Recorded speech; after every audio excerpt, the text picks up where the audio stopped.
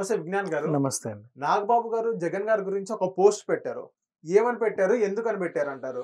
అప్పట్లో పరీక్షల దొంగలు జగన్ అన్నట్టుగా ఒక కార్టూన్ టైప్ ఆఫ్ అవునవును. తీసుకొచ్చి ఆయన దాంట్లో పెట్టాడు. దాన్ని చూసిన నెటిజన్స్ మండిపడుతున్నారు. అంటే నువ్వు ఒక ఎలిగేషన్ పాస్ చేసినప్పుడు నీ దగ్గర ఆధారాలు ఉండాలి. ఆధారాలు లేకుండా ఎలిగేషన్ ఎలా పాస్ చేస్తావు? Who the hell are you అని.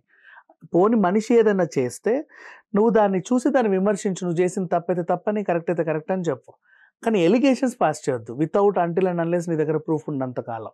సో ఇప్పుడు అక్కడ అతను కూడా అలాగే చెప్పాడు. భూదందాలు, భూబకాసురుడు అవి దందాలు చేశాడు, ఈ ఇసుక దందాలు చేశాడు అని చెప్పి ఒక వీడియో చేసి అయితే పెట్టాడు. నువ్వు చూసావా? ఎక్కడ ఇసుక, ఏ రోజు అయినా ఎక్కడి నుంచి దందా చేసి ఎంతకు అమ్ముకున్నాడు, ఎంత లాభపడ్డాడు చెప్పు. నెక్స్ట్ అదేం చేశాడు, ఇదేం చేశాడు. ఇవన్నీ డేటా సంబంధించిన డేటా నీ దగ్గర లేకపోతే సైలెంట్గా కూర్చోమని మూసుకొని. ఎందుకు ఈ ఎలిగేషన్ పాస్ చేసావని చెప్పి నెటిజన్స్ అందరు తిడుతున్నారు. అండ్ వీళ్ళకి ఇప్పటిలో అయితే బుద్ధి రాదు. ఎందుకంటే వీళ్ళ తమ్ముడు కూడా అంతే. రోడ్లకి తిరుగుతా వాలంటీర్లు అదేంటి అమ్మాయిలు కిడ్నాపులు చేస్తారు, హ్యూమన్ ట్రాఫికింగ్ చేస్తాడని మొన్న వాగాడు. ఎలిగేషన్స్ ఉందా, ఎలిగేషన్స్ పాస్ చేశాడు, ఆధారాలు ఉన్నాయా అంటే లేవని నాలుగు ఖర్చుకున్నాడు. ఆ కేసు ఇంకా నడుస్తూనే ఉంది. ఇప్పుడు ఈయనకు కూడా నోటి దూలు ఎక్కువే, ఈయన కూడా అదే పాస్ చేశాడు. అంటే వాళ్ళు కొన్ని సోర్సెస్ రావచ్చు కదా ఇలా ఎలిగేషన్స్ చేశారని. వీళ్ళ బొంద సోర్సెస్, ఏ సోర్సెస్ వస్తాయి, ఎక్కడి నుంచి వస్తాయి? అసలు ఫస్ట్ వీళ్ళకి ఎగ్జిట్ పోల్ ఫలితాలు చూసుకోమని చెప్పండి. వీళ్ళకి ఎందుకు ఇస్తారు సోర్సులు?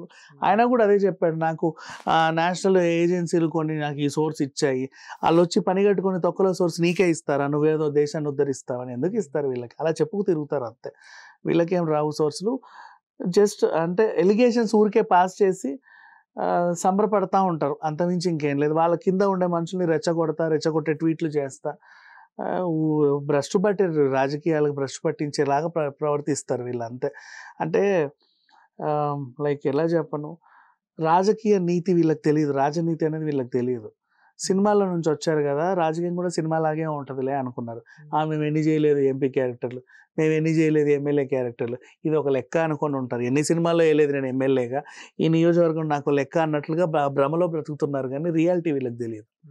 అంటే ఇప్పుడే మీరు ఒక చెప్పారు వాలంటీర్ కిడ్నాపులు చేస్తున్నారని. పవన్ కళ్యాణ్ గారు స్వచ్ఛందంగా రాజకీయాల్లో ఉన్నారు కదా, ఇప్పుడు ప్రెసెంట్ మంచి యాక్టివ్లో ఉన్నారు కదా. పవన్ కళ్యాణ్ గారికి అక్కడ ఉన్న జనసేన నాయకులు కొన్ని సోర్సెస్ ఇవ్వచ్చు కదా, ఇన్ఫర్మేషన్ ఇవ్వచ్చు కదా. వాళ్ళకి సోర్సెస్ ఇచ్చే రీజన్ ఉంటే వాళ్ళు ఫస్ట్ యాక్టివ్నెస్ గా ఉంటారు రాజకీయాల్లో.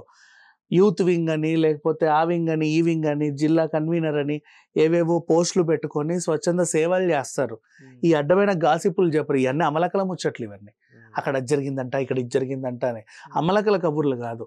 కోర్లో ఒకసారి ఫీల్డ్లో దిగిన తర్వాత అక్కడ ఏదో డెవలప్మెంట్ చేసి తగలెట్టాలి, ధర్నా చేయాలి, అవతలోడు ఏమైనా అన్యాయం చేస్తే వాడిని ఎదిరించాలి, నిలబడాలి, ఎవడికో మంచి చేయాలి. ఇవన్నీ చేయకుండా అమలకల సొల్లేయకూడదు. థ్యాంక్ యూ అండి. Thank you.